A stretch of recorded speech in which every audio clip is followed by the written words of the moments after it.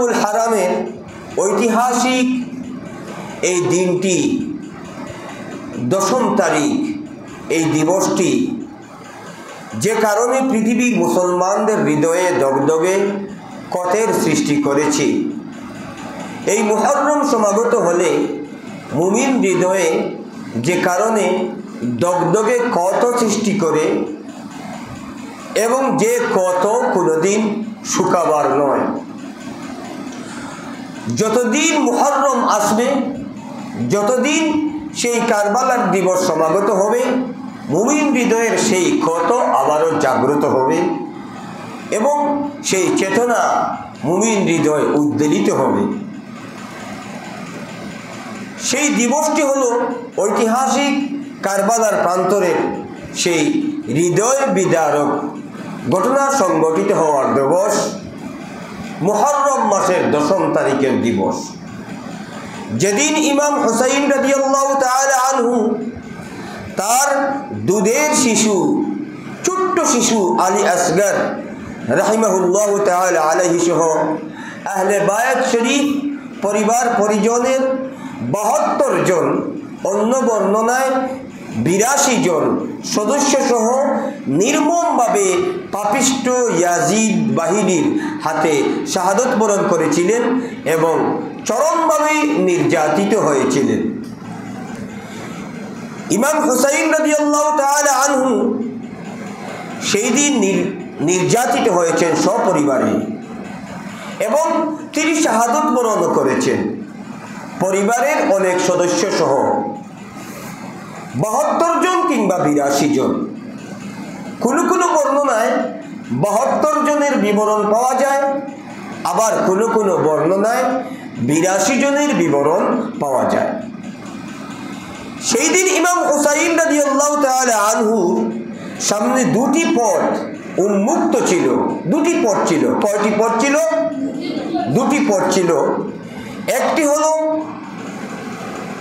অন্যায় অবিচারের পথ, আরেকটি হলো প্রিয় নবী আকা মাওলা মুহাম্মদুর রাসূলুল্লাহ সাল্লাল্লাহু আলাইহি ওয়া আলিহি ওয়া সাল্লামার দান্দান শরীফের রক্ত মুবারকের বিধৌত খাঁটি ইসলামের পথ। সুবহানাল্লাহ। ইমাম হুসাইন রাদিয়াল্লাহু তাআলা আনহুর সম্মুখে সেদিন কয়টি পথ ছিল? দুইটি পথ। একটি অন্যায় অবিচার জুলুমাতের পথ, অন্যায়কে সাপোর্ট করার পথ, অন্যায়কে স্বীকৃতি দেওয়ার পথ, আর আরেকটি হলো অন্যায়ের বিরুদ্ধে রুখে দাঁড়ানোর পথ। হযরত রাসূলুল্লাহ সাল্লাল্লাহু আলাইহি ওয়া আলিহি ওয়া সাল্লাম যেইভাবে উহুদের প্রান্তরে দান্দান মুবারককে শহীদ করেছিলেন, যেইভাবে তায়েফে রক্তাক্ত হয়েছিলেন, যেইভাবে মক্কার কুরাইশ কাফিরদের বহুমুখী নির্যাতনের শিকার হয়েছিলেন, সেই খিদমতের, সেই আল্লাহর হাবিবের দান্দান মুবারক শহীদ করার এবং রক্ত মুবারকের বিধৌত খাঁটি ইসলামের পথ। ইমাম হুসাইন রাদিয়াল্লাহু তাআলা আনহু অন্যায় অবিচার জুলুমাতের পথ বেছে নেননি। যদি তিনি অন্যায় অবিচারকে সাপোর্ট করতেন তাহলে তাকে এইভাবে নির্মমভাবে শাহাদত বরণ করতে হতো না এবং নির্যাতিত হতে হতো না, নিপীড়িত হতে হতো না, বরং তিনি আরাম আয়ে সুখ স্বাচ্ছন্দ্যে রাজকীয়ভাবে এই পৃথিবীতে বাঁচার অধিকার পেতেন, বেঁচে থাকতে পারতেন। তিনি ধন সম্পদ লাভ করতে পারতেন, সম্মান লাভ করতে পারতেন, নির্যাতিত তাকে হতে হতো না। কিন্তু সবকিছু উপেক্ষা করে তিনি আল্লাহর হাবিবের রক্ত মুবারকের বিধৌত খাঁটি ইসলামের পথ, ন্যায়ের পথ বেছে নিলেন, অন্যায়ের বিরুদ্ধে রুখে দাঁড়ানোর পথটি বেছে নিলেন। যদিও তিনি নির্যাতিত হয়েছেন, নিপীড়িত হয়েছেন, সপরিবারে নির্মমভাবে নির্যাতনের শিকার হয়েছেন, এমনকি শাহাদত বরণও করেছেন, তথাপিও তিনি সেই পথটি গ্রহণ করলেন। ইমাম হুসাইন রাদিয়াল্লাহু তাআলা আনহু কে ছিলেন?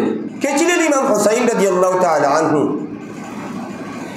ইমাম হুসাইন রাদিয়াল্লাহু তাআলা আনহু এবং ইমাম হাসান রাদিয়াল্লাহু তাআলা আনহু দুইজনকেই বলা হয় হাসানাইনে কারীম এবং তারাই হলেন আল্লাহর হাবিব আকা মাওলা তাজদারে মদিনা সরকারে দু আলম নূরে মুজাসসাম হযরত মুহাম্মদ মুস্তাফা আহমদ মুজতবা সাল্লাল্লাহু আলাইহি ওয়া আলিহি ওয়া সাল্লামার লখতে জিগর বংশের প্রদীপ আল্লাহর হাবিবের আওলাদ সুবহানাল্লাহ। তাদের ব্যাপারে হাদিস জগতের প্রায় সকল প্রসিদ্ধ বিশুদ্ধ হাদিস গ্রন্থসমূহে তাদের মানাকিব আলোচনা করা হয়েছে সুবহানাল্লাহ, তাদের ফজিলতের আলোচনা করা হয়েছে। আমরা বুখারী শরীফের মধ্যেও ইমাম হাসান হুসাইন রাদিয়াল্লাহু তাআলা আনহুমার মানাকিব পেয়েছি, মুসলিম শরীফ, তিরমিজি শরীফ এবং প্রায় সকল প্রসিদ্ধ হাদিস গ্রন্থে হাসানাইনে কারীমের মানাকিব ফজিলতের আলোচনা রয়েছে। তোর মধ্যে একটি মানাকিব সংক্রান্ত মানাকিব উল্লেখ করছি যা হাদিস শরীফের মধ্যে রয়েছে। এখানে প্রসিদ্ধ হাদিস সুনান তিরমিজি অধ্যায় কিতাবুল মানাকিব আর রাসূলিল্লাহ সাল্লাল্লাহু আলাইহি ওয়া আলিহি ওয়াসাল্লাম হযরত আবু সাঈদ আল খুদরি রাদিয়াল্লাহু তাআলা আনহু থেকে বর্ণিত, তিনি বলেন রাসূলুল্লাহ সাল্লাল্লাহু আলাইহি ওয়া আলিহি ওয়াসাল্লাম হাসানাইনে কারীম সম্পর্কে নূরের জবানে বলেছেন, আল হাসানু ওয়াল হুসাইনু সাইয়্যিদা শাবাবি আহলিল জান্নাহ।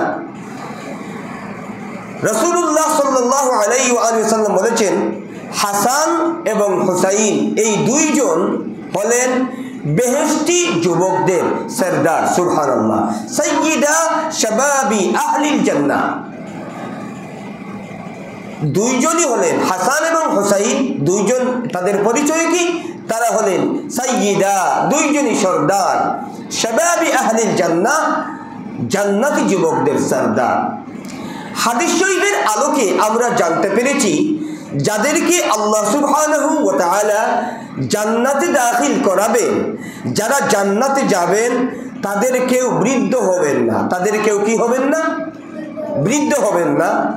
তাদের বয়স থাকবে যুবক, পুরুষেরা থাকবে যুবক, নারীরা থাকবে যুবতী, যুবক যুবতী বানিয়ে আল্লাহ তাদেরকে জান্নাতে দাখিল করাবেন। এই বিষয়টি বিশুদ্ধ হাদিস শরীফ থেকে প্রমাণিত এবং সাবিত রয়েছে। আল্লাহর হাবিব এই হাদিসে মুবারাকার মধ্যে উল্লেখ করেছেন আল হাসানু ওয়াল হুসাইনু সাইয়্যিদা শাবাবি আহলিল জান্নাহ, হাসান এবং হুসাইন জান্নাতি যুবকদের সরদার, জান্নাতি যুবকদের সরদার, তাই না? তাহলে জান্নাতি যারা আহলুল জান্নাহ, জান্নাতের অধিবাসী যারা, তারা তো সকলেই পুরুষ, সকল পুরুষ হলেন যুবক, যুবক কিনা? কারণ তাদেরকে আল্লাহ তাআলা যুবক বানিয়ে জান্নাতে দাখিল করাবেন। এই হাদিস প্রমাণ বহন করে জান্নাতের অধিবাসী সকল পুরুষের সরদার হলেন ইমাম হাসান রাদিয়াল্লাহু তাআলা আনহু এবং ইমাম হুসাইন রাদিয়াল্লাহু তাআলা আনহু। সুবহানাল্লাহি ওয়া বিহামদিহি সুবহানাল্লাহিল আযীম। আর আল্লাহর হাবিবের সেই লখতে জিগর হাসানাইনে কারীম হলেন জান্নাতি যুবকদের সরদার এবং আল্লাহর হাবিবের আওলাদ। তারা তাদের মাধ্যমেই কিয়ামত পর্যন্ত রাসূলুল্লাহ সাল্লাল্লাহু আলাইহি ওয়া আলিহি ওয়াসাল্লামের বংশধারা চলমান থাকবে। সম্মানিত সুধী, এবার আমরা সামনের দিকে যাই। কারবালার যে ঐতিহাসিক হৃদয় বিদারক ঘটনা, সেটির সূত্রপাত হয়েছে, সেটির সূত্রপাতের যে মূল বিষয় সেগুলো হলো যে খুলাফায়ে রাশিদা, খুলাফায়ে রাশিদার তৃতীয় খলিফা হযরত উসমান রাদিয়াল্লাহু তাআলা আনহুর শাহাদাতকে কেন্দ্র করে মুসলিম বিশ্বে বিভিন্ন মতানৈক্য সৃষ্টি হয়েছে এবং সেই বিষয়টিকে কেন্দ্র করে অনেক যুদ্ধ বিগ্রহ হয়েছে। সেখান থেকেই সূত্রপাত হয়েছে কারবালার এই হৃদয় বিদারের ঘটনার সূত্রপাত হয়েছে। তার পূর্বে আমরা জেনে নিতে চাই, আমরা জানি ইসলামের মধ্যে এমন একটি খেলাফত ব্যবস্থা রয়েছে যে খেলাফতকে বলা হয় খিলাফতে রাশিদা। কি বলা হয়? খিলাফতে রাশিদা। অনুসরণীয় খিলাফত ব্যবস্থা রয়েছে যে খিলাফতকে বলা হয় খেলাফতে রাশিদা। এবং খেলাফতে রাশিদার যে সকল খুলাফার রয়েছে, খলিফাগণ, তাদেরকে বলা হয় খুলাফায়ে রাশিদা। কি বলা হয়? খুলাফায়ে রাশিদা বা খুলাফায়ে রাশিদিন। তাদের সংখ্যা হলো 5। তাদের সংখ্যা কত? 5। 5 জন খলিফা হলেন খুলাফায়ে রাশিদা বা খুলাফায়ে রাশিদিন।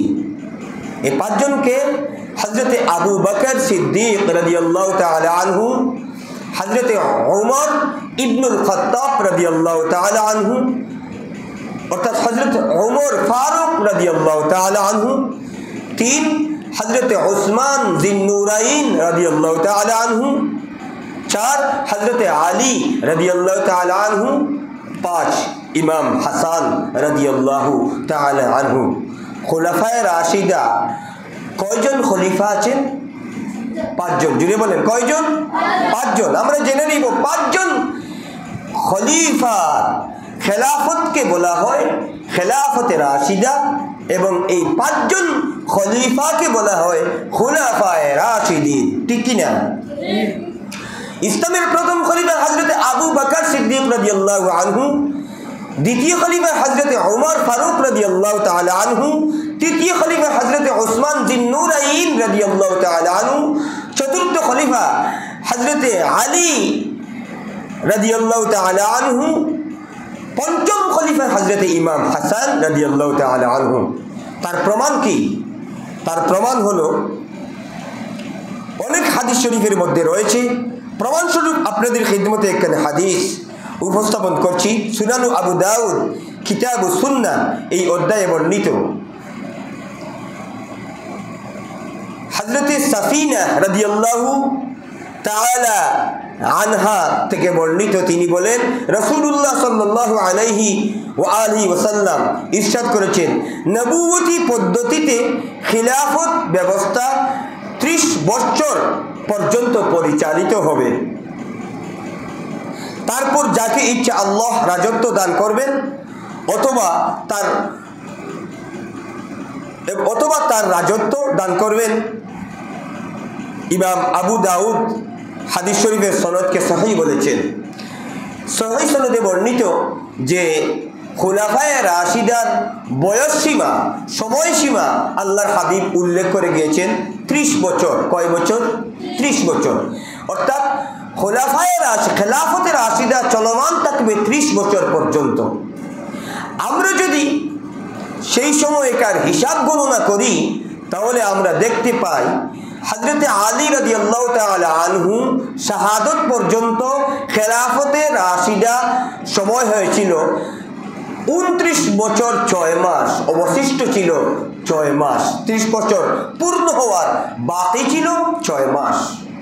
হযরতে আলীর শাহাদতের পরে, হযরতে আলী রাদিয়াল্লাহু তাআলা আনহু শাহাদতের পরে সাহাবায়ে কেরামগণ হযরতে ইমাম হাসান রাদিয়াল্লাহু তাআলা আনহুকে যোগ্য হিসেবে বিবেচিত করলেন এবং সকলের সর্বসম্মতিক্রমে ইমাম হাসান রাদিয়াল্লাহু তাআলা আনহু খেলাফতের মুসনদে সমাসীন হলেন। 6 মাস যাবত তিনি খেলাফতের দায়িত্ব আঞ্জাম দিয়েছেন। 6 মাস পর ইমাম হাসান রাদিয়াল্লাহু তাআলা আনহু অর্থাৎ খেলাফতে রাশিদার পঞ্চম খলিফা ইমাম হাসান রাদিয়াল্লাহু তাআলা আনহু 6 মাস খেলাফতের দায়িত্ব আঞ্জাম দেওয়ার পর দামেস্কের অধিপতি আমিরে মুআবিয়া রাদিয়াল্লাহু তাআলা আনহুর সাথে সন্ধি করার, সমঝোতা করার সিদ্ধান্ত নিলেন। এবং সন্ধি হলো সেই সন্ধি বা সমঝোতার মধ্যে অনেক গুরুত্বপূর্ণ শর্ত সাপেক্ষ সন্ধি সংগঠিত হলো। সেই সন্ধির মাধ্যমে তিনি হযরতে আমির মুআবিয়া রাদিয়াল্লাহু তাআলা আনহুর কাছে খেলাফতের দায়িত্ব হস্তান্তর করলেন। সুবহানাল্লাহ। অর্থাৎ আমরা বুঝতে পেরেছি হাসান রাদিয়াল্লাহু তাআলা আনহু খেলাফতের দায়িত্ব ছিলেন খেলাফতে রাশিদার অবশিষ্ট 6 মাস, ঠিক কিনা? কাজেই ইমাম হাসান রাদিয়াল্লাহু তাআলা আনহুর খেলাফতের মধ্য দিয়ে খেলাফতে রাশিদার অবসান হয়েছে, পরিসমাপ্তি ঘটেছে। যে সময়সীমা আল্লাহর হাবিব দিয়েছেন 30 বছর, সেই 30 বছর পূর্ণ হয়েছে। অতএব আমাদের কাছে বিষয়টি সুস্পষ্ট। খেলাফতে রাশিদার সম্মানিত খলিফা হলেন 5 জন। হযরতে আবু বকর রাদিয়াল্লাহু তাআলা আনহু, হযরতে ওমর রাদিয়াল্লাহু তাআলা আনহু, হযরতে ওসমান রাদিয়াল্লাহু তাআলা আনহু, হযরতে আলী রাদিয়াল্লাহু তাআলা আনহু এবং হযরতে ইমাম হাসান রাদিয়াল্লাহু তাআলা আনহু। একটু দুরূদ শরীফ পড়েন। আলাইকা ইয়া রাসূলুল্লাহ, الصلاة على النبي والسلام على الرسول الشفيع الأبتحي ومحمد عربي। এবার আসুন আমরা জেনে নেই ইমাম হাসান রাদিয়াল্লাহু তাআলা আনহু দামেস্কের অধিপতি জলিলুল কদর সাহাবী কাতিবুল ওয়াহী হযরতে আমির মুআবিয়া রাদিয়াল্লাহু তাআলা আনহুর সাথে যে সন্ধি করেছিলেন, সেই সন্ধির গুরুত্বপূর্ণ কয়েকটি শর্তের মধ্যে সবচেয়ে গুরুত্বপূর্ণ যে শর্ত, সেটি হলো আমির মুআবিয়া রাদিয়াল্লাহু তাআলা আনহু যতদিন বেঁচে থাকবেন তিনি খেলাফতের দায়িত্ব আঞ্জাম দিবেন এবং আমির মুআবিয়া রাদিয়াল্লাহু তাআলা আনহু ইন্তেকালের পর খেলাফত আবার ইমাম হাসান রাদিয়াল্লাহু তাআলা আনহুর কাছে ফিরে আসবে, অর্থাৎ মদিনাতুল মুনাওয়ারায় আওলাদে রাসূলগণের কাছে খেলাফত হস্তান্তর করা হবে। যেহেতু হযরতে আমির মুআবিয়া রাদিয়াল্লাহু তাআলা আনহু একজন জালিলুল কদর সাহাবী এবং কাতিবুল ওয়াহী বয়োবৃদ্ধ একজন সাহাবী, তিনি যতদিন বেঁচে থাকবেন তিনি খেলাফতের উপযুক্ত এবং তার জীবদ্দশাতেই তিনি খেলাফতের দায়িত্ব আঞ্জাম দিবেন এবং তারপরে খেলাফত আবার মদিনাতুল মুনাওয়ারায় ফিরে আসবে। হাসান রাদিয়াল্লাহু তাআলা আনহুর কাছে খেলাফতকে হস্তান্তর করতে হবে। এটি হলো গুরুত্বপূর্ণ শর্তের মধ্যে একটি শর্ত, যা আজকের এই আলোচ্য বিষয়ের সাথে সংশ্লিষ্ট, সেই জন্য আমি উল্লেখ করলাম। সম্মানিত সুধী, কিছুদিন পর আপনারা প্রশ্ন করতে পারেন, একটি প্রশ্ন আসতে পারে যে হাসান রাদিয়াল্লাহু তাআলা আনহু যে আমির মুআবিয়ার সাথে সন্ধি করলেন, সেটির গ্রহণযোগ্যতা কতটুকু? তার জবাব আল্লাহর হাবিব সাল্লাল্লাহু আলাইহি ওয়া আলিহি ওয়াসাল্লামের হাদিসে পাক থেকে রয়েছে।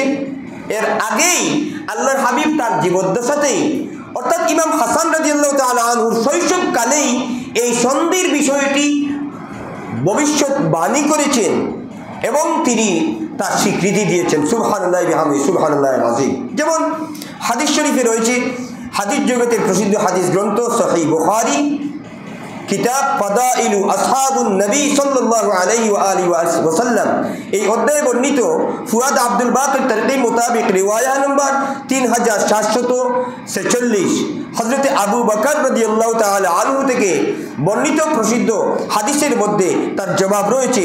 আবু বকর রাদিয়াল্লাহু তাআলা আনহু বর্ণনা করেছেন, আমি রাসূলুল্লাহ সাল্লাল্লাহু আলাইহি ওয়া আলিহি ওয়াসাল্লামকে মিম্বরের উপর সমাসীন থাকা অবস্থায় বলতে শুনেছি। ওই সময় হাসান রাদিয়াল্লাহু তাআলা আনহু ছোট্ট ছিলেন এবং তিনি আল্লাহর হাবিবের পাশেই ছিলেন।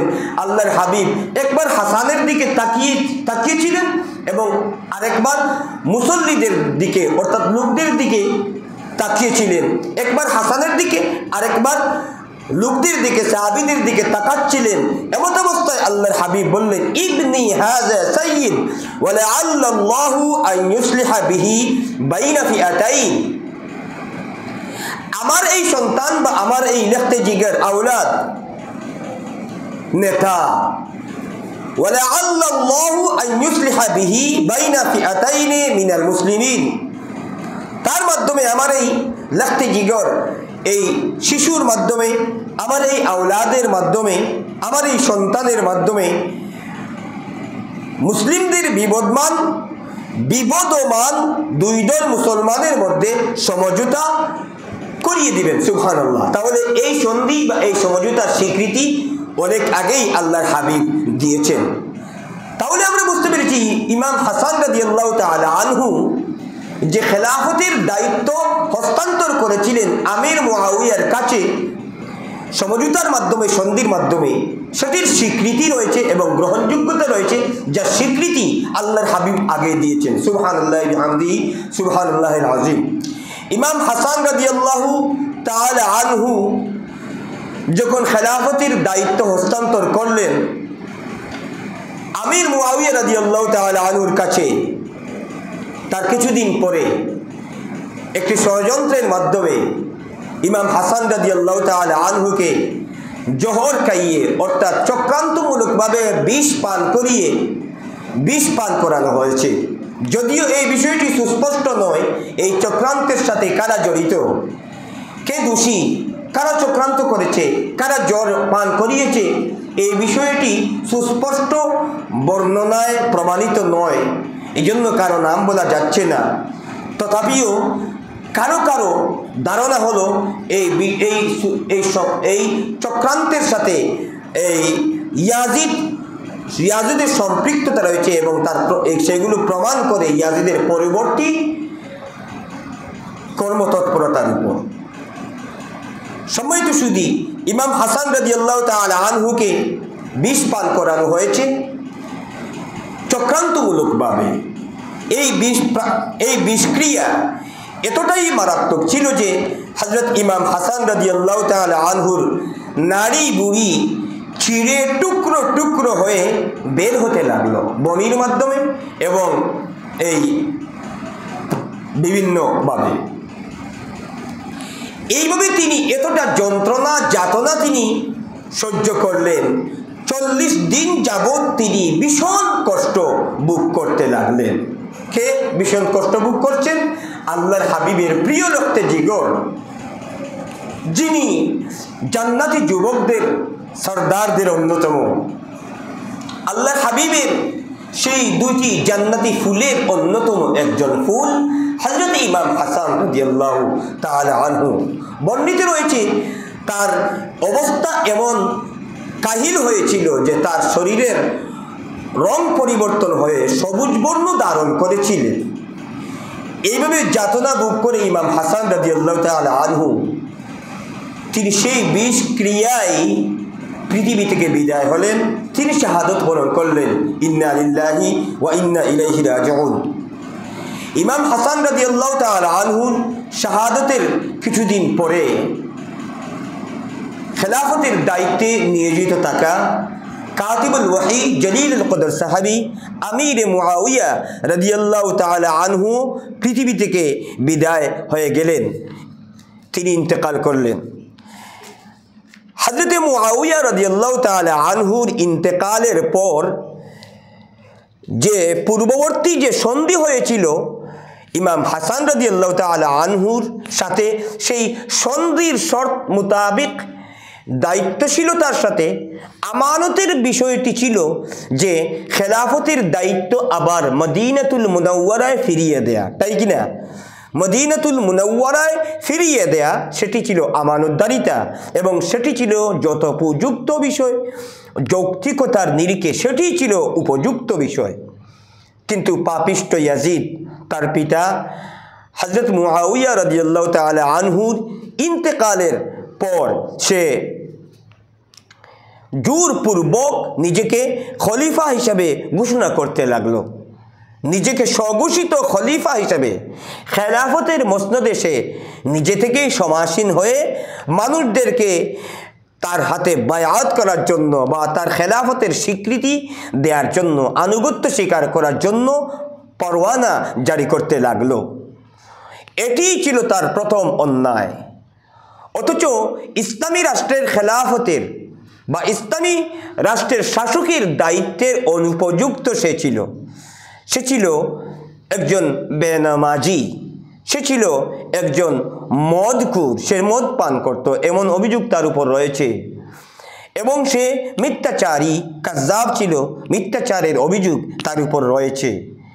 সে ছিল ফাসিক ফাজির, অনেকেই তার পক্ষে সাফাই গান এগুলো তাদের ব্যক্তিগত ব্যাপার, কিন্তু ইতিহাস সাক্ষী দেয় যে ইয়াজিদ ক্ষমতার মসনদে যাওয়ার পর সে ফাসিক হয়েছে, সে অন্যায় অবিচার জুলুমাত করেছে এমনটি নয়, বরং তার পূর্বেও সে ছিল ফাসিক ফাজির, মদ্যপানে অভ্যস্ত ছিল এবং সে বেনামাজি ছিল, নামাজে অভ্যস্ত ছিল না। একজন জলিলুল কদর সাহাবীর পুত্র হয়েও সে একজন অপদার্থ ছিল, সে অনুপযুক্ত ছিল খেলাফতের। এটি ছিল প্রথম কথা। দ্বিতীয় কথা, সে যদি আমানতদার হতো, সে যদি ন্যায়পরায়ণ হতো, তাহলে যেইভাবে তার পিতার সাথে সন্ধি হয়েছিল, সন্ধির মাধ্যমে খেলাফতের দায়িত্ব গ্রহণ করেছিলেন তার সম্মানিত পিতা হযরত মুআবিয়া রাদিয়াল্লাহু তাআলা আনহু, তার পিতার ইন্তেকালের পর তার দায়িত্ব ছিল আমানতদারিতার সাথে খেলাফতকে মদিনাতুল মুনাওয়ারায় ফিরিয়ে দেয়া। পিতা যেইভাবে সন্ধি করেছিলেন, পিতা যেভাবে ওয়াদাবদ্ধ হয়েছিলেন, পিতা যেইভাবে অঙ্গীকার করেছিলেন, সেই অঙ্গীকার রক্ষা করা সেটি তার দায়িত্ব ছিল, কিন্তু সে সেটা করেনি। সেই বিষয়টি প্রমাণ করে সে ফাসিক ছিল, সে অন্যায় অবিচারকারী, সে জালিম ছিল। সে আমানতের খেয়ানত করে স্বঘোষিতভাবে স্বেচ্ছায় সে ক্ষমতার মসনদে সমাসীন হয়ে গেল এবং লোকদেরকে তার আনুগত্য স্বীকার করতে বাধ্য করতে লাগলো, বিভিন্নভাবে পরওয়ানা জারি করতে লাগলো, বিভিন্নভাবে বল প্রয়োগ করতে লাগলো। মুহাম্মদ ওয়া আলা আলিহি ওয়া আসহাবিহি ওয়া সাল্লাম, সাল্লাল্লাহু আলা সাইয়্যিদিনা ওয়া মাওলানা মুহাম্মদ ওয়া আলা আলিহি ওয়া আসহাবিহি ওয়া সাল্লাম। ইয়াজিদ যখন ক্ষমতার মসনদে সমাসীন হলো, তখন সে জোরপূর্বক মানুষদের আনুগত্য, মানুষদের কাছ থেকে বয়াত নেয়ার জন্য যে চাপ সৃষ্টি করতে লাগলো। বিশেষ করে রাসূলুল্লাহ সাল্লাল্লাহু আলাইহি ওয়া আলিহি ওয়াসাল্লামার যে সকল সাহাবীগণ জীবিত ছিলেন, তাদের কাছ থেকে আনুগত্যের স্বীকৃতি নেয়ার, বায়াত নেয়ার জন্য সে চাপ সৃষ্টি করতে লাগলো। সম্মানিত সুধী, মদিনা শরীফে কয়েকজন সাহাবী ছিলেন, জলিলুল কদর সাহাবী। মদিনা শরীফে আমির মুআবিয়া রাদিয়াল্লাহু তাআলা আনহুর নিযুক্ত প্রশাসক তখন যিনি ছিলেন, সেই প্রশাসকের মাধ্যমে ইমাম হুসাইন রাদিয়াল্লাহু তাআলা আনহু এবং হযরতে আব্দুল্লাহ ইবনু জুবাইর রাদিয়াল্লাহু তাআলা আনহু, হযরতে আব্দুল্লাহ ইবনু উমর রাদিয়াল্লাহু তাআলা আনহু এবং হযরতে আব্দুল্লাহ ইবনু আব্বাস রাদিয়াল্লাহু তাআলা আনহু প্রমুখ জলিলুল কদর সাহাবীদের কাছে বায়াত তলব করতে লাগলো। কিন্তু তারা প্রত্যেকেই ফাসিক ফাজির ইয়াজিদের কাছে বায়াত হতে অপারগতা প্রকাশ করলেন, অস্বীকৃতি জানালেন। কেননা ইসলামী রাষ্ট্রের শাসকের দায়িত্ব, ইসলামী রাষ্ট্রের একজন পরিচালকের দায়িত্ব, শাসকের দায়িত্ব, খেলাফতের দায়িত্ব কোনো ফাসিক ফাজিরের হতে পারে না। কোনো ফাসিক ফাজিরকে একটি ইসলামী রাষ্ট্রের খলিফা হিসেবে আমরা স্বীকৃতি দিতে পারি না। এই জন্য তারা কি করলেন? অপারগতা প্রকাশ করলেন। ইমাম হুসাইন রাদিয়াল্লাহু তাআলা আনহু মদিনা শরীফের গভর্নর ওয়ালিদের কাছে ফাসিক ফাজির ইয়াজিদ ইসলামী রাষ্ট্রের খেলাফতের অনুপযুক্ত বলে সুস্পষ্ট অভিমত ব্যক্ত করে দিলেন এবং অপারগতা প্রকাশ করলেন। এমনই জানিয়ে দিলেন, কখনো ফাসিক ফাজির ইয়াজিদের আনুগত্য স্বীকার করবেন না। এই কথা সুস্পষ্টভাবে কি করে দিলেন? বলে দিলেন। অন্যায়ের কাছে মাথা নত করেননি, সুস্পষ্টভাবে অন্যায়কে অন্যায় বলে দিয়েছেন এবং অন্যায়কে কোনোভাবেই, অবিচারকে, জুলুমাতকে, কোনো ফাসিক ফাজিরকে কোনোভাবেই স্বীকৃতি দেবেন না, সুস্পষ্টভাবে জানিয়ে দিলেন ইমাম হুসাইন রাদিয়াল্লাহু তাআলা আনহু।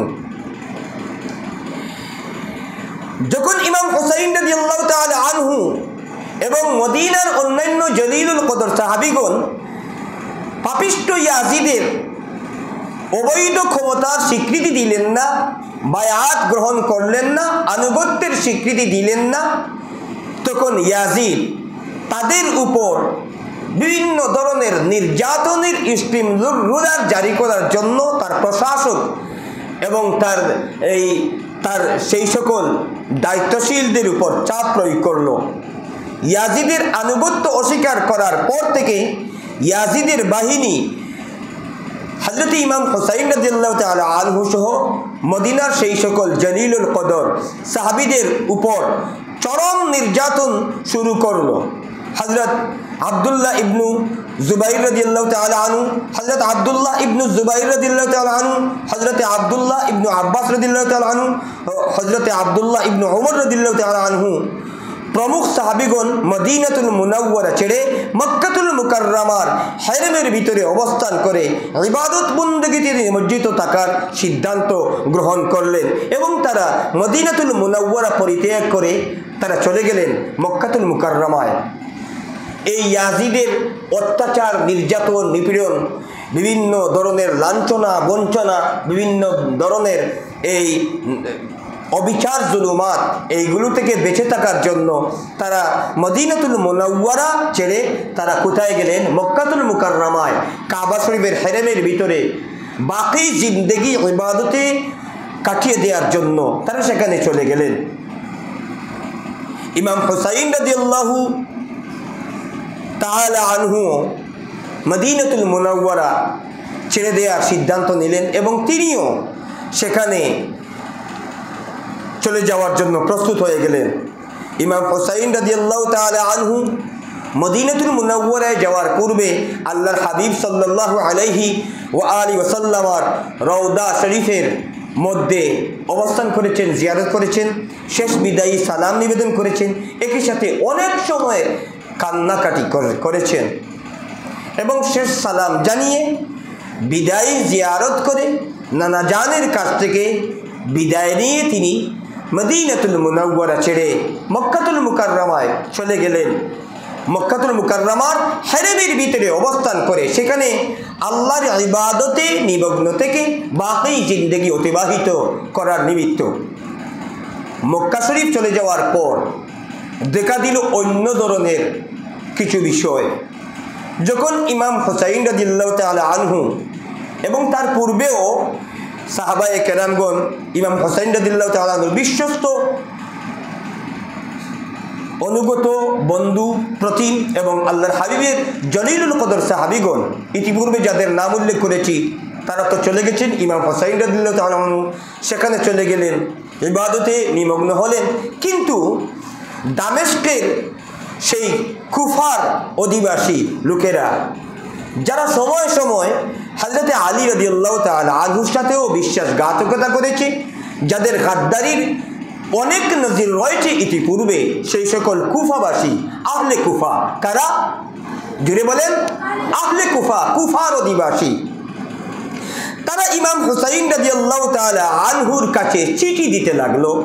চিঠির মাধ্যমে তারা ইমাম হুসাইন রাদিয়াল্লাহু তাআলা আনহুর বায়াতের জন্য অনুরোধ করতে লাগলো যে আমরা ইয়াজিদের কাছে বায়াত গ্রহণ করতে পারি না, কারণ সে হলো ফাসিক, ফাজিল, সে মদ্যপ, সে বেনামাজি, সে ইসলামী রাষ্ট্রের মুসলমানদের শাসক হওয়ার অনুপযুক্ত, মুসলমান তার শাসনের অধীনে থাকতে পারে না।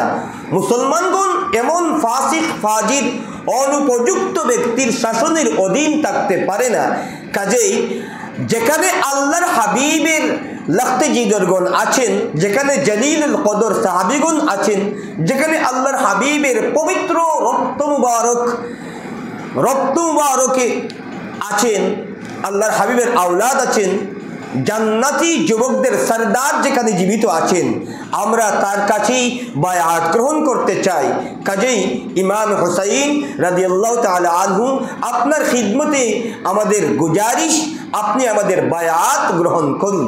এইভাবে চিঠির মানে সারমর্ম হলো এই, বুঝতে পেরেছেন? সারমর্ম হলো এই ধরনের চিঠি লিখতে থাকেন, একটির পর একটি তারা চিঠি লিখতে লাগলেন, চিঠি লিখতে থাকলেন। সুপ্রসিদ্ধ বর্ণনা অনুযায়ী প্রায় 150 খানা চিঠি এসেছে ইমাম হুসাইন রাদিয়াল্লাহু তাআলা আনহু। একটি চিঠির উত্তর ইমাম হুসাইন রাদিয়াল্লাহু তাআলা আনহু দিতে চাননি, দিতে প্রস্তুত ছিলেন না, দেনও নেই। বুঝতে পেরেছেন? একটি চিঠিরও কি করেননি, উত্তর দেননি, জবাব দেননি। বরং তিনি সবসময় অপারগতা প্রকাশ করেছেন। এই দায়িত্ব তিনি নেবেন না এবং এইগুলোতে তিনি জড়াবেন না। ক্ষমতার মসনদ তার কোনো চাহিদা নেই, তার কোনো প্রত্যাশা নেই। এইগুলো থেকে তিনি দূরে থাকতে চান। এই জন্যই একটি চিঠিরও উত্তর ইমাম হুসাইন রাদিয়াল্লাহু তাআলা আনহু দেননি। তারা চিঠি দিয়েছে, 150 খানা চিঠি পাঠিয়েছে এক এক করে। সর্বশেষ চিঠির মধ্যে তারা যে দাবি জানিয়েছে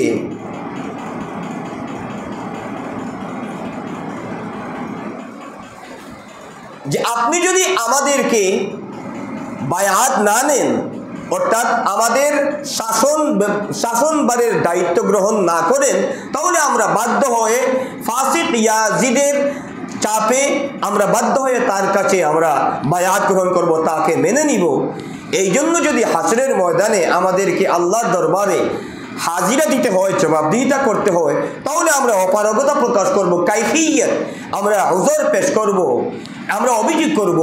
আওলাদে রাসূল জীবিত থাকা সত্ত্বেও তার কাছে বারবার আমরা আবেদন করেছি, তিনি আমাদের আবেদনকে প্রত্যাখ্যান করেছেন। সেই জন্যই আমরা বাধ্য হয়ে এক ফাসিক ফাজির ইসলামী রাষ্ট্রের শাসন ব্যবস্থার অনুপযুক্ত, শাসকের অনুপযুক্ত, খেলাফতের অনুপযুক্ত সেই ফাসিক ফাজিরের হাতে আমরা বাধ্য হয়ে বায়াত গ্রহণ করেছি। এই বিষয়টি ইমাম হুসাইন রাদিয়াল্লাহু তাআলা আনহুর হৃদয়ের মধ্যে রেখাপাত করলো।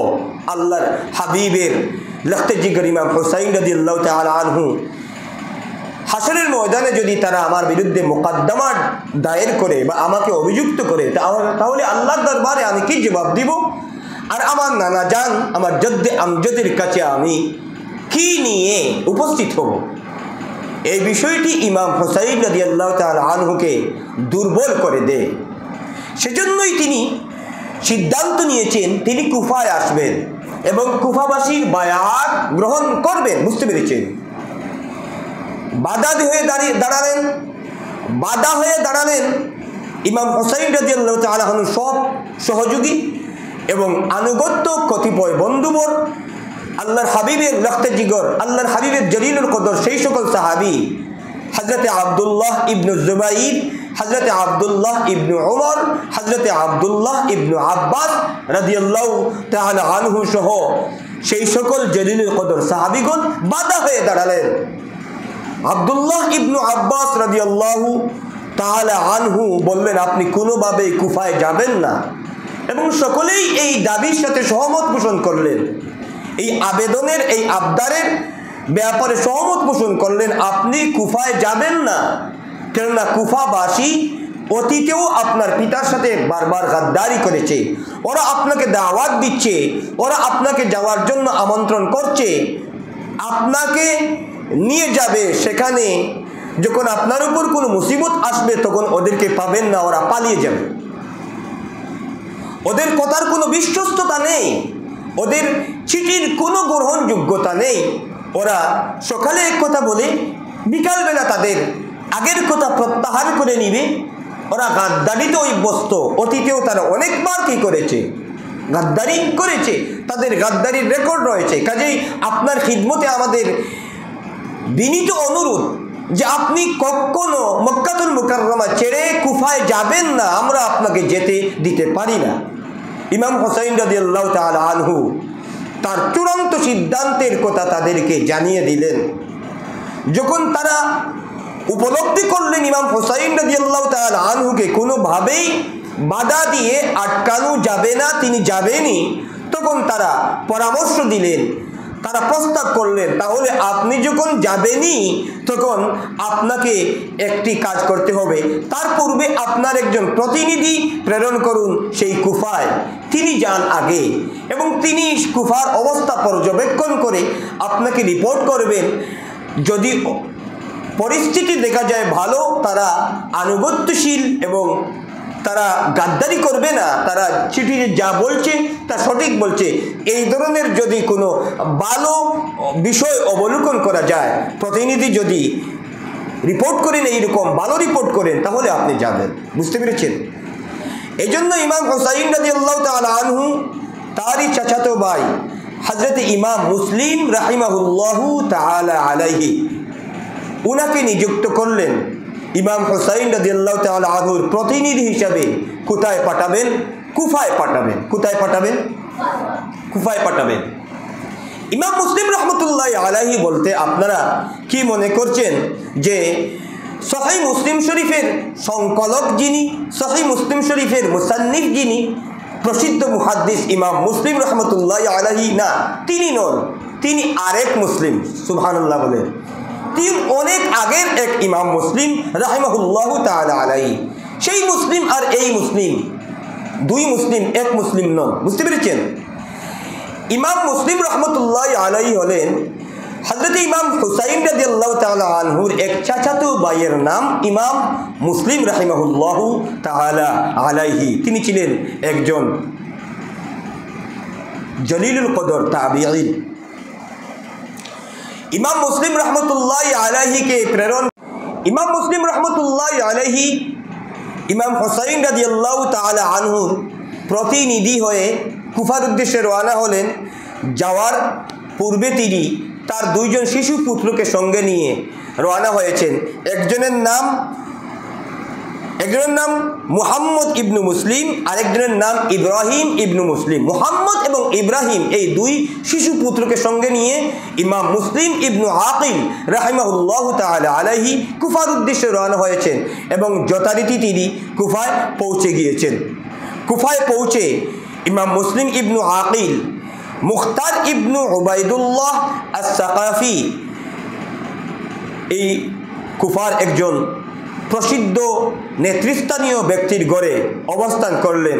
যখন আহলুল কুফাবাসী জানতে পারলো যে ইমাম হুসাইন রাদিয়াল্লাহু তাআলা আনহু তার প্রতিনিধি, তারই চাচাতো ভাই মুসলিম ইবনু আকিলকে প্রেরণ করেছেন, কুফাবাসী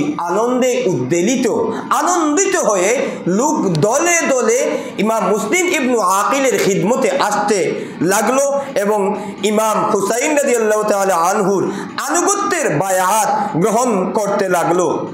এইভাবে বায়াত নিতে নিতে কুফার 12,000 মানুষ ইমাম মুসলিম ইবনু আকিলের হাতে ইমাম হুসাইনের বায়াত গ্রহণ করলো। সুবহানাল্লাহ বলেন। অবস্থা খুবই ভালো। ইমাম মুসলিম ইবনু আকিলের তিনি উপলব্ধি করলেন অবস্থা কি খুবই ভালো, তারা খুবই আনুগত্যশীল, তারা খুবই আবেগ আপ্লুত। ইমাম হুসাইন রাদিয়াল্লাহু তাআলা আনহুকে তারা চায়, ইমাম হুসাইন রাদিয়াল্লাহু তাআলা আনহুর আনুগত্যে তারা বিশ্বাসী এবং তারা এটি প্রত্যাশা করে, দিল থেকেই প্রত্যাশা করে। এমনটি মনে হয়েছে ইমাম মুসলিম ইবনু আকিল রাহিমাহুল্লাহু তাআলা আলাইহি। এই জন্যই তিনি একটি চিঠি লিখলেন ইমাম হুসাইন রাদিয়াল্লাহু তাআলা আনহুকে সম্বোধন করে। চিঠির সারমর্ম হলো যে আমি অবলোকন করেছি কুফার অবস্থা খুবই ভালো, কাজেই কোনো সন্দেহ নেই, আপনি আসতে পারেন। বুঝতে পেরেছেন? আপনি আসতে পারেন, আপনার আসতে কোনো অসুবিধা নেই। তারা গাদ্দারি করবে এমনটি আমি অনুভব করিনি, বরং আপনার প্রতি তারা শ্রদ্ধাশীল, আনুগত্যশীল, এমনটি আমি উপলব্ধি করতে পেরেছি।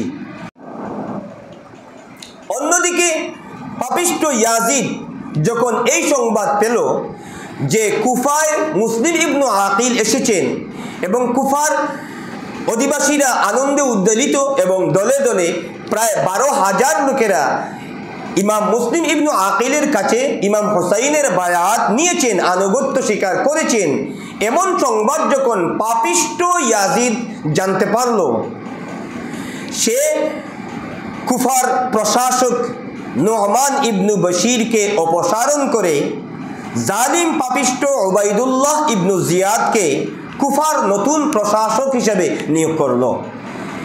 এই উবাইদুল্লাহ ইবনু জিয়াদ অত্যন্ত দুরন্দর, চতুর এবং জালিম প্রকৃতির সুকৌশলী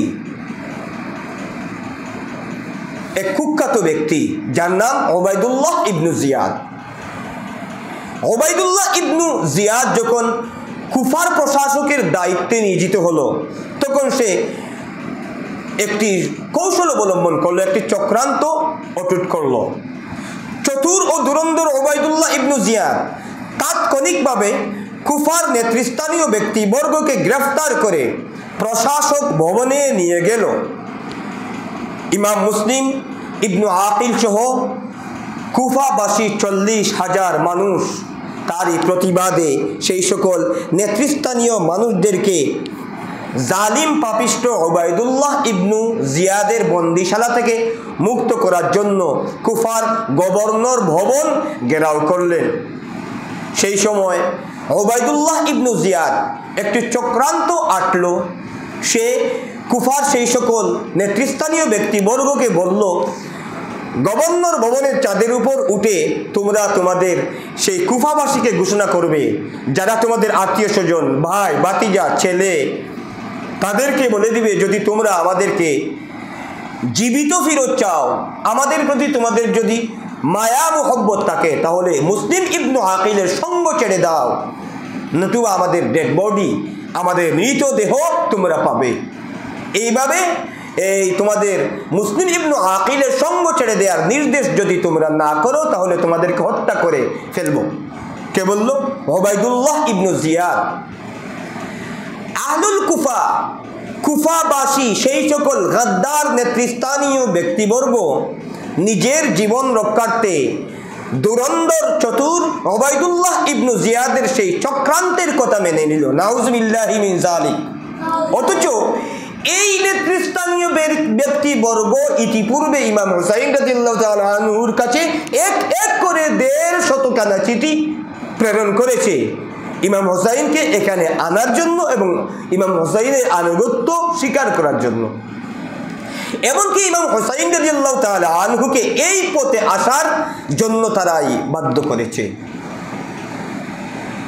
ওবায়দুল্লাহ ইবনু জিয়াদের কথা মতো তারা গভর্নর ভবনের চাঁদের উপর উঠলো, ঘোষণা করলো, হে আমাদের ভাই ভাতিজা কুফাবাসীগণ, তোমরা মুসলিম ইবনু আকিলের সঙ্গ ছেড়ে চলে যাও, ঘর বাড়িতে চলে যাও, যদি তোমরা আমাদেরকে জীবিত পেতে চাও, যদি মুসলিম ইবনু আকিলের সঙ্গে তোমরা থাকো, তাহলে ওবায়দুল্লাহ ইবনু জিয়াদ আমাদেরকে হত্যা করে ফেলবে।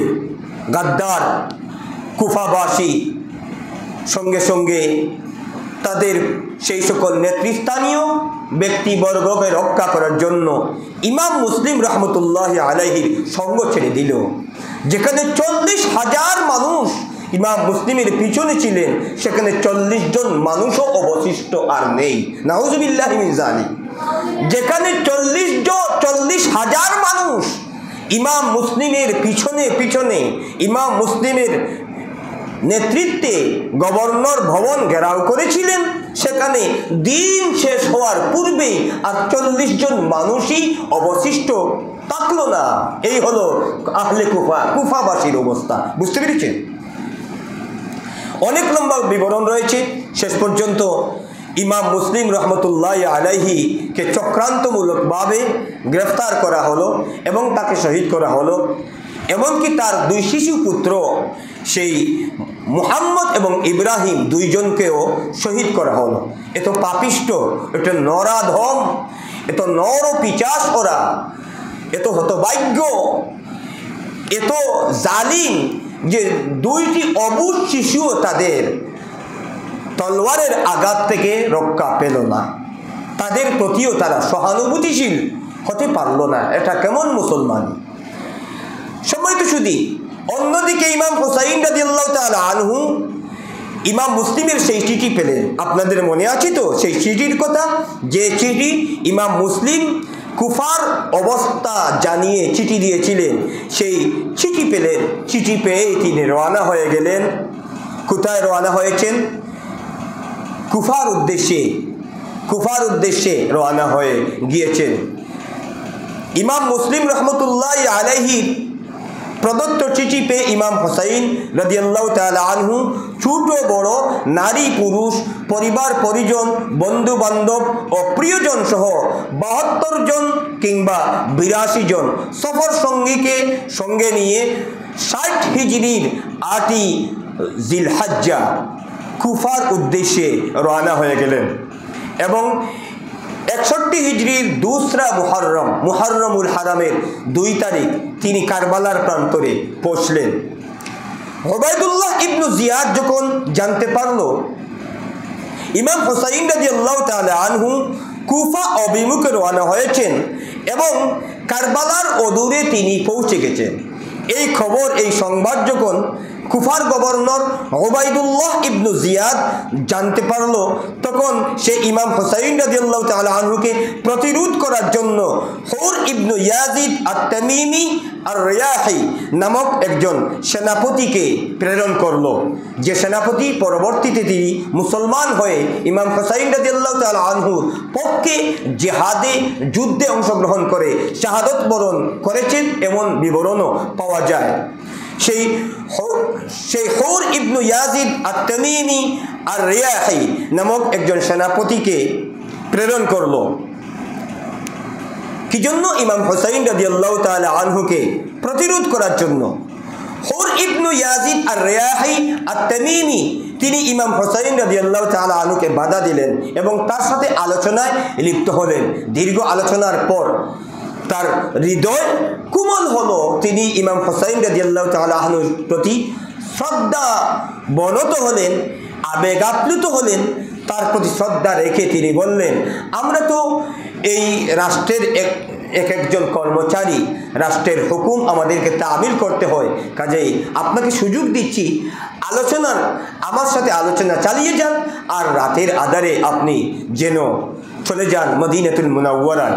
ইমাম হুসাইন রাদিয়াল্লাহু তাআলা আনহু পরিবার সহ 3 দিন প্রচেষ্টা চালিয়েও তিনি ব্যর্থ হলেন, কেননা আল্লাহ তাআলা তার মুকদ্দরে রেখেছেন এই জায়গায় তার শাহাদত বরণের স্থান, সেটি তার শাহাদত গাহ। সম্মানিত সুধী, 61 হিজরির 7ই মুহররম, 61 হিজরির 7ই মুহররম, অর্থাৎ আজকে তো 6ই মুহররম, আগামীকাল 7ই মুহররম। 61 হিজরির 7ই মুহররম উবাইদুল্লাহ ইবনু জিয়াদ তার আরেক সেনাপতি আমর ইবনু সাদের নেতৃত্বে 4000 সেনাবাহিনী সহকারে কারবালা প্রান্তরে প্রেরণ করল। আমর ইবনু সাদ এর নেতৃত্বাধীন 4000 সদস্য বিশিষ্ট সেনাবাহিনী কারবালায় এসে প্রথমেই ফুরাত নদী ঘিরে ফেলে এবং ফুরাত নদীর পানি বন্ধ করে দেয়। নাউযুবিল্লাহি মিন যালিক। ইমাম হুসাইন রাদিয়াল্লাহু তাআলা আনহু এবং তার কাফেলার মধ্যে 72 জন কিংবা 82 জন ছোট্ট বড় শিশু, পুরুষ, যুবক, নারী, সর্বশ্রেণীর অনেক সদস্য রয়েছেন, যারা প্রত্যেকেই মুসাফির, যারা কেউ যুদ্ধ করার জন্য আসেননি, এখানে সফরে এসেছেন, আমন্ত্রণে এসেছেন, দাওয়াতে এসেছেন। তাদেরকে প্রতিরোধ করার জন্য ফুরাত নদী ঘিরে ফেলে ফুরাত নদীর পানি তাদের জন্য বন্ধ করে দেওয়া হয়েছে। নাউযুবিল্লাহি মিন যালিক। কত অমানবিকতা, কত অমানসিক, কত হৃদয় বিদারক বিবরণ। সম্মানিত সুধী, 61 হিজরির 8ই মুহররম আহলে বায়ত তথা প্রিয় নবী সাল্লাল্লাহু আলাইহি ওয়া আলিহি ওয়াসাল্লামের বংশধর ইমাম হুসাইন রাদিয়াল্লাহু তাআলা আনহুর পরিবারের ছোট বড় সকলেই পানির পিপাসায় কাতর হয়ে পানি পানি করে আর্তনাদ করলেও জালিম পাপিষ্ট ইয়াজিদ বাহিনী আহলে বায়তকে এক কাতরা পানিও দেয়নি। 61 হিজরির 9ই মুহররম ইমাম হুসাইন রাদিয়াল্লাহু তাআলা আনহু এর সফর সঙ্গী বরির হামদানি ইমাম সাহেব রহমতুল্লাহি আলাইহির অনুমতিতে ইবনু সাদের সাথে আলোচনায় লিপ্ত হলেন। নির্ভরযোগ্য বর্ণনা অনুযায়ী জানা যায় যে ইমাম হুসাইন রাদিয়াল্লাহু তাআলা আনহু তাদেরকে বলেছিলেন, তাদের সাথে আলোচনা করেছিলেন, তাদেরকে 3টি কথা বলেছিলেন। কয়টি কথা? 3টি কথা। প্রথম কথা হলো, আমাকে মক্কা শরীফে ফিরে যেতে দাও, যেখানে ইবাদত বন্দেগীতে আমি আমার বাকি জিন্দেগি অতিবাহিত করব। যদি আমাকে মক্কা শরীফ যেতে না দাও, তাহলে দ্বিতীয় কথা হলো, আমাকে অন্য কোনো দেশে চলে যাওয়ার সুযোগ দাও, আমি অন্যত্র কোনো দেশে চলে যাব, সেখানে জীবনের বাকি অংশ আল্লাহর দ্বীনের দাওয়াত দিয়ে দিয়ে অতিবাহিত করব। যদি সেই সুযোগ তোমরা না দাও, তাহলে তৃতীয় একটি অপশন তোমাদেরকে বলছি, আমাকে ইয়াজিদের কাছে নিয়ে যাও, আমি ইয়াজিদের সাথে আলোচনা করব। হয়তো ইয়াজিদের সাথে কোনো ধরনের সন্ধি বা সমঝোতা হতে পারে, সমঝোতার শর্ত সাপেক্ষ সমঝোতার মাধ্যমে আমি ইয়াজিদের খেলাফতের স্বীকৃতি দিতে পারি। তারা বলল, না, আমরা আপনাকে কোনো ধরনের সুযোগ দিব না। আমাদের দাবি একটি, হয় আপনি ইয়াজিদের বর্ষতা স্বীকার করবেন, না হলে আপনি যুদ্ধের জন্য প্রস্তুত হয়ে যাবেন। ইমাম হুসাইন রাদিয়াল্লাহু তাআলা আনহুকে তাদেরকে তিনটি প্রস্তাবনা দিয়েছেন, তিনটির মধ্যে একটির সুযোগ দেওয়ার জন্য তারা দেয়নি। তারা দুইটি অপশন দিয়েছে, দুইটির মধ্যে একটি গ্রহণ করতে। ইমাম হুসাইন রাদিয়াল্লাহু তাআলা আনহু সেই দিন যদি ইয়াজিদের আনুগত্য স্বীকার করতেন, তাহলে তিনি রাজকীয় মর্যাদা লাভ করতে পারতেন। কিন্তু তিনি ইয়াজিদের ফাসিক ফাজির ইয়াজিদের বর্ষতা আনুগত্য স্বীকার করেননি। তিনি আরাম আয়ে সুখ স্বাচ্ছন্দ্য গ্রহণ করেননি, বরং তিনি গ্রহণ করেছেন নিজের জীবনকে বিসর্জনের পর, নিজের জীবনকে উৎসর্গ করে দিয়ে আল্লাহর নবীর দ্বীনের মর্যাদাকে সমুন্নত রাখা, অক্ষুণ্ণ রাখা, সেই পথটি তিনি বেছে নিলেন। তিনি বলে দিলেন, কোনোভাবেই কোনো আলোচনা সমঝোতা ছাড়া, কোনো শর্ত ছাড়া ইয়াজিদকে আমি এই শাসক হিসেবে মেনে নিতে পারি না, ইয়াজিদের আনুগত্য স্বীকার করতে পারি না। তাতে আমার জীবন যদি দিতে হয়, আমি জীবন দিতেই প্রস্তুত। শুরু হয়ে গেল যুদ্ধের প্রস্তুতি। 61 হিজরি 10ই মুহররম, গভীর রজনী। 9ই মুহররমের পরে মাগরিবের আজানের সাথে সাথে চলে আসলো 10ই মুহররম, অর্থাৎ আশুরার রজনী। আশুরার রাত ইমাম হুসাইন রাদিয়াল্লাহু তাআলা আনহু রাত ব্যাপী ইবাদত বন্দেগীতে নিয়োজিত থাকেন এবং অধিক হারে তিনি কোরআন কারীম তিলাওয়াত করতে লাগলেন। তিনি অনেক সময় কান্নাজনিত কণ্ঠে কোরআন শরীফ তিলাওয়াত করলেন, কারণ তিনি বুঝতে পেরেছেন যে এই তিলাওয়াত, এই ইবাদত আমার জীবনের শেষ ইবাদত, শেষ তিলাওয়াত হয়ে যাচ্ছে, হতে পারে হয়তো আগামীকাল আমি শাহাদতের অমৃত সুধা পান করব। এই জীবদ্দশায়, এই জীবনে আমি আর কোনোদিন কোরআন কারীম তিলাওয়াত করব না, আল্লাহর জিকির করতে পারবো না এবং ইবাদতে এইভাবে আমি নিমগ্ন থাকতে পারবো না। এইভাবে ইবাদতের যে লজ্জত, এই লজ্জত আমার হয়তো আর নসিব হবে না, এইগুলো তিনি উপলব্ধি করতে পেরেছিলেন। সেই জন্য কোনো কোনো সময় তাকে ক্রন্দন কান্না জনিত কণ্ঠে তিলাওয়াত করতেও দেখা গেছে, এমন বিবরণ রয়েছে। সম্মানিত সুধী, এটি ছিল ইমাম হুসাইন রাদিয়াল্লাহু তাআলা আনহুর শেষ রজনী। ইমাম হুসাইন রাদিয়াল্লাহু তাআলা আনহু এবং আহলে বাইত রাসূলুল্লাহ সাল্লাল্লাহু আলাইহি ওয়া আলিহি ওয়াসাল্লামের বংশধর এবং আল্লাহর হাবিবের সাহাবীগণ, এমনকি আউলিয়ায়ে কেরাম শুধু এই আশুরার রজনী বা বিশেষ কোনো রজনীতে যে আল্লাহর ইবাদতে নিমগ্ন ছিলেন এবং থাকতেন, এমনটি নয়, বরং তাদের ব্যাপার তো ভিন্ন। তারা তো প্রায় প্রতিটি রজনী সারা রাত জেগে জেগে আল্লাহর ইবাদত করতে অভ্যস্ত, তাই কিনা? জুড়ে বলেন, তাই কিনা? তারই ধারাবাহিকতায় ইমাম হুসাইন রাদিয়াল্লাহু তাআলা আনহু 10ম তারিখ রজনী, অর্থাৎ আশুরার রজনীতে তিনি আল্লাহর ইবাদতে নিমগ্ন থাকতে লাগলেন, কোরআন শরীফ তিলাওয়াত করলেন। মাঝে মধ্যে তার চোখের মধ্যে তন্দ্রার ভাব আসতো। কি আসতো? তন্দ্রার ভাব আসতো, অর্থাৎ আমরা তন্দ্রা বলি, মাঝে মধ্যে আমরা ঘুমে একটু ডিস্টার্ব করে, তাই না? সেগুলোকে তন্দ্রা বলে। এই তন্দ্রার ভাব যখন আসতো এবং এসেছে, এমত অবস্থায় ইমাম হুসাইন রাদিয়াল্লাহু তাআলা আনহু একটি স্বপ্ন দেখলেন, যা বর্ণিত রয়েছে। তিনি স্বপ্নে দেখতে পেলেন আকা মৌলা তাজদারি মদিনা সরকার দু আলম নূর মুজাসসম হযরত মুহাম্মদুর রাসূলুল্লাহ সাল্লাল্লাহু আলাইহি ওয়া আলিহি ওয়াসাল্লামকে তিনি দেখতে পেলেন। নূরানি চেহারা আনোয়ার তার সম্মুখে উদ্ভাসিত হলো। রাসূলুল্লাহ সাল্লাল্লাহু আলাইহি ওয়া আলিহি ওয়াসাল্লাম তার লক্ষ্যে জিগর ইমাম হুসাইনকে শাহাদতের সুসংবাদ দিলেন। সুবহানাল্লাহ, স্বপ্নের মধ্যে শাহাদতের সুসংবাদ দিলেন। এবং ইমাম হুসাইনের বুকের মধ্যে মুবারক হাত রেখে বরকতময় দোয়া করতে লাগলেন, আল্লাহুম্মা আতিল হুসাইনা সাবরান ওয়া আজরা, আল্লাহ আমার হুসাইনকে ধৈর্য ধারণের তৌফিক দান করো এবং উত্তম জাযা দান করো, আল্লাহুম্মা আমিন। এই স্বপ্ন থেকে যখন তার তন্দ্রার ভাব দূর হলো, ইমাম হুসাইন রাদিয়াল্লাহু তাআলা আনহু পরিপূর্ণভাবেই বুঝে নিলেন আজকে তার শাহাদাতের দিবস এবং তিনি শাহাদাতের অমীয় সুদা পান করতে যাচ্ছেন। ইমাম হুসাইন রাদিয়াল্লাহু তাআলা আনহু পরিবার পরিজন এবং সঙ্গীদেরকে নিয়ে শেষ রজনীতে জীবনের শেষ ফজরের নামাজ জামাতের সাথে আদায় করলেন।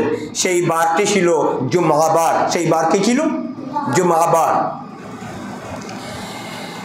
61 হিজরির 10 মুহররম শুক্রবার জুমাবার ইয়াউমুল জুমআ যুদ্ধের দামামা বেজে উঠল। ইমাম হুসাইন রাদিয়াল্লাহু তাআলা আনহু এর সঙ্গীগণ জিহাদের জন্য যুদ্ধের জন্য প্রস্তুত হয়ে গেলেন এবং ইমাম হুসাইন রাদিয়াল্লাহু তাআলা আনহুর অনুমতি নিয়ে একে একে যুদ্ধের ময়দানে বীরত্ব প্রদর্শন করতে লাগলেন।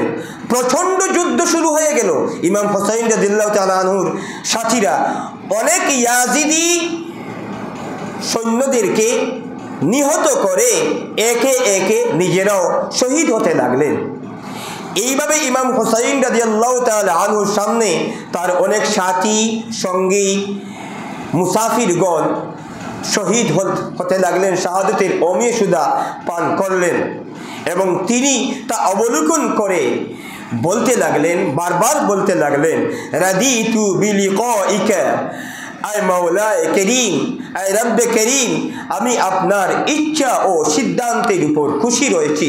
আমার যে এই সাথী শহীদ হলেন সেই ব্যাপারে আমার ন্যূনতম ভ্রুক্ষেপ নেই, কোনো অভিযোগ নেই, কোনো আফসোস নেই। আপনার সন্তুষ্টির উপর আমি পূর্ণ সন্তুষ্টি প্রকাশ করছি। আলহামদুলিল্লাহ, আলহামদুলিল্লাহ, জোরে বলেন আলহামদুলিল্লাহ।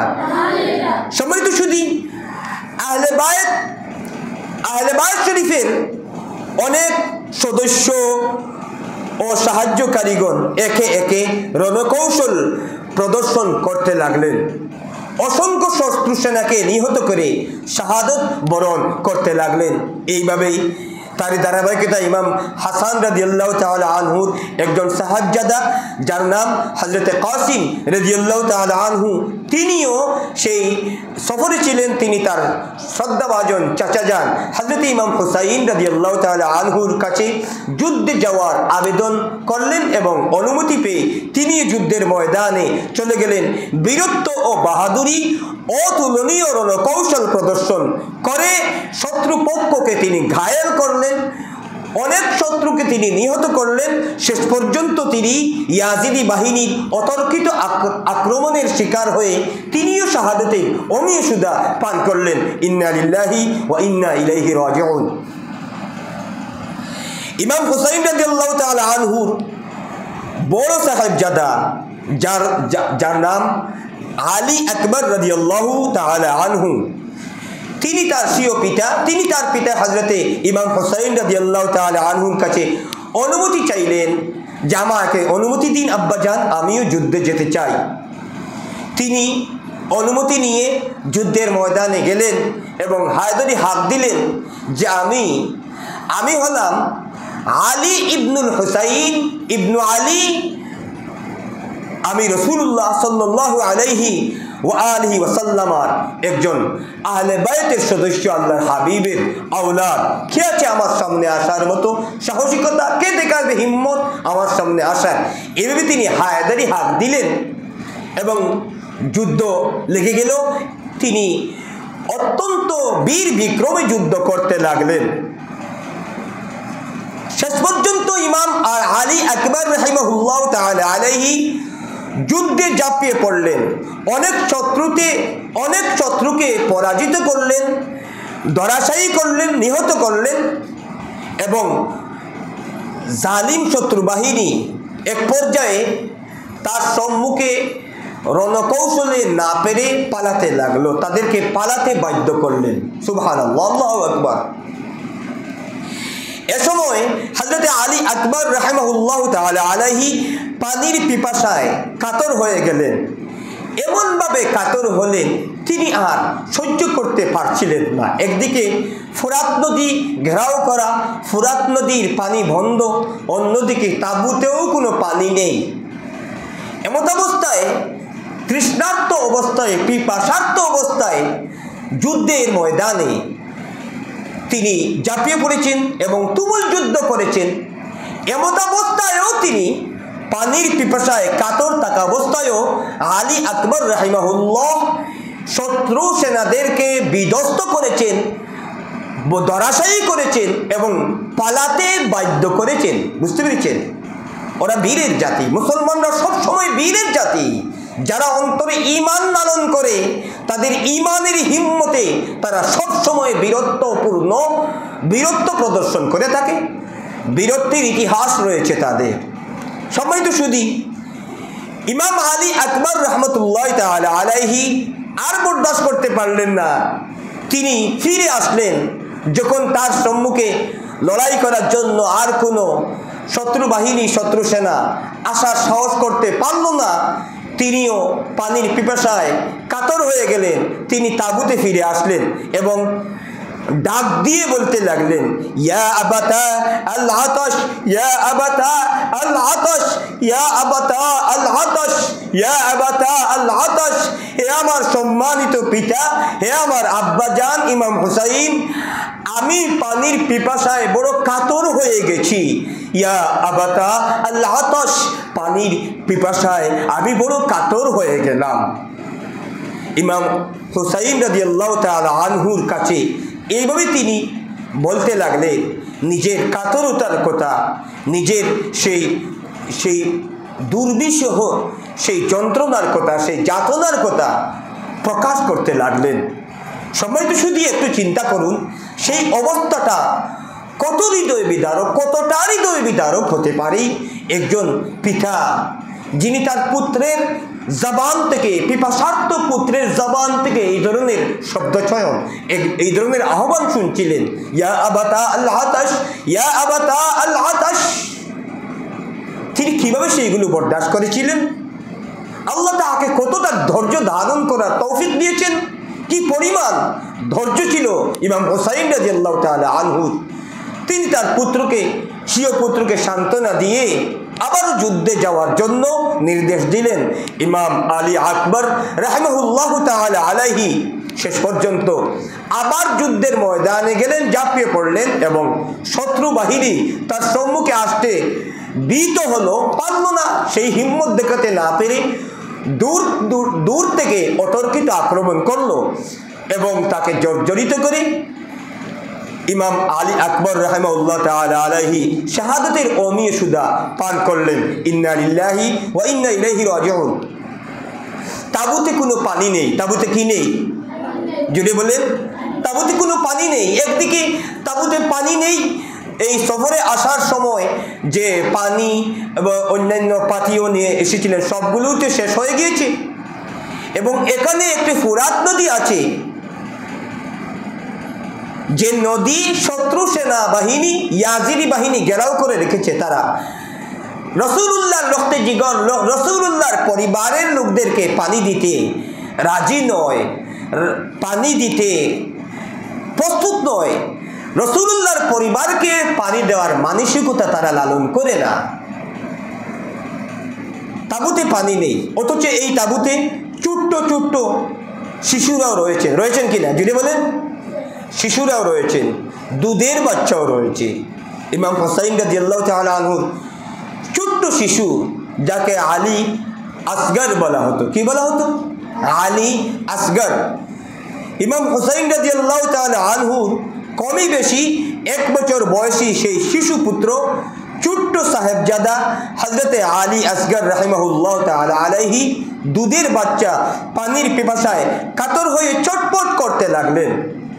ইমাম সাহেবের আহলিয়া, অর্থাৎ এই বাচ্চার সম্মানিতা মাতা যিনি, ইমাম হুসাইন রাদিয়াল্লাহু তাআলা আনহুর স্ত্রী, তার আহলিয়া তার স্বামীকে এই আলী আসগরের আম্মা জননী ইমাম হুসাইন রাদিয়াল্লাহু তাআলা আনহুর খিদমতে আরজ করলেন, এই শিশু বাচ্চার অস্থিরতা আর বরদাস্ত করতে পারছি না। ওই শিশু বাচ্চাকে নিয়ে যান শত্রু সেনার সম্মুখে, তাদেরকে বলুন যে এই বাচ্চার সাথে তো তোমাদের কোনো শত্রুতা নেই, কাজেই আমাকে নয়, আমাদেরকে নয়, এই বাচ্চাটিকে না হয় এক কাতরা পানি দান করো, এক কাতরা পানি না হয় ওই বাচ্চাটির মুখে দাও। হয়তো রাসূলুল্লাহর বংশধর হিসাবে, তারাও তো মুসলমান, রাসূলুল্লাহর বংশধর, বংশের একটি অবুঝ বাচ্চা, এই কথা ভেবে তাদের হয়তো একটু দয়া হতে পারে, তারা পানি দিতে পারে। ইমাম হুসাইন রাদিয়াল্লাহু তাআলা আনহু স্ত্রীর কথায় দুধের বাচ্চাকে খুলে নিয়ে তিনি চলে গেলেন। তাদের কাছে গিয়ে মাসুম শিশু বাচ্চাটিকে খুলে নিয়ে ইমাম হুসাইন রাদিয়াল্লাহু তাআলা আনহু তাদের সম্মুখে চলে গেলেন এবং এইভাবে বলতে লাগলেন। ইমাম হুসাইন রাদিয়াল্লাহু তাআলা আনহু যখন এই কথাগুলো তাদের সম্মুখে পেশ করলেন, অর্থাৎ তার শিশুপুত্র ইমাম আলী আসগর রাহিমাহুল্লাহ তাআলা আলাইহিকে বুকে জড়িয়ে বের হলেন, শত্রু সেনাদেরকে সম্বোধন করে এই মাসুম বাচ্চার জন্য এক কাতরা পানির আবেদন করলেন। তারা পানি দিল না, কিন্তু সাথে সাথে এক দুরাচারী পাপিষ্ঠ জালেম ইয়াজিদি সেনা শিশু আলী আসগরের কণ্ঠনালী বরাবর তীর নিক্ষেপ করে শহীদ করে দিল। ইন্না লিল্লাহি ওয়া ইন্না ইলাইহি রাজিউন। এই আলী আসগর যিনি দুধের বাচ্চা, তারও এই ফুরাত নদীর পানি, এই দুনিয়ার পানি আর নসিব হলো না, তাকেও আল্লাহ মঞ্জুর করে নিলেন আবে কাউসারের পানির জন্য। সুবহানাল্লাহ। পানির পরিবর্তে তারা কি করলো? তীর নিক্ষেপ করলো। কোথায়? কণ্ঠনালীতে। নাউযুবিল্লাহি মিন যালিক। বলবেন না কতটা অমানবিকতা, কতটা নর পৈশাচিকতা, জুড়ে বলেন ঠিক কিনা? সম্মানিত সুধী, ইমাম হুসাইন রাদিয়াল্লাহু তাআলা আনহু এবার প্রস্তুতি নিচ্ছেন। আহলে বাইতের প্রায় সকলেই যুদ্ধের ময়দানে গিয়েছেন, শহীদ হয়েছেন, পুরুষ আর নেই। ইমাম হুসাইন রাদিয়াল্লাহু তাআলা যুদ্ধে যাওয়ার জন্য প্রস্তুতি নিয়ে নিচ্ছেন। এমন সময় তারই মেজ সাহেবজাদা হযরতে ইমাম আলী আওসাত, যাকে বলা হয় ইমাম আলী আওসাত, যার একটি খেতাব জৈনুল আবিদিন, ইমাম জৈনুল আবিদিন হিসেবে সারা পৃথিবীতে যিনি বিখ্যাত মশহুর, ইমাম জৈনুল আবিদিন আলী আওসাত হযরত ইমাম হুসাইন রাদিয়াল্লাহু তাআলা আনহুর মেজ সাহেবজাদা, তিনি জ্বরে আক্রান্ত ছিলেন। তিনি একজন এই কিশোর ছিলেন বা তরুণ ছিলেন, তিনি এতটা বয়স্কও ছিলেন না, এতটা বয়স তার হয়নি। তিনি হয়তো কৈশোর বয়সে ছিলেন অথবা একজন যুবকের মতো ছিলেন, নতুন যৌবনে পদার্পণ করেছিলেন, এমন একজন ব্যক্তি ছিলেন ইমাম আলী আওসাত, ইমাম জৈনুল আবিদিন রাহিমাহুল্লাহ তাআলা। তিনি পিতার কাছে গেলেন, আরজ করলেন।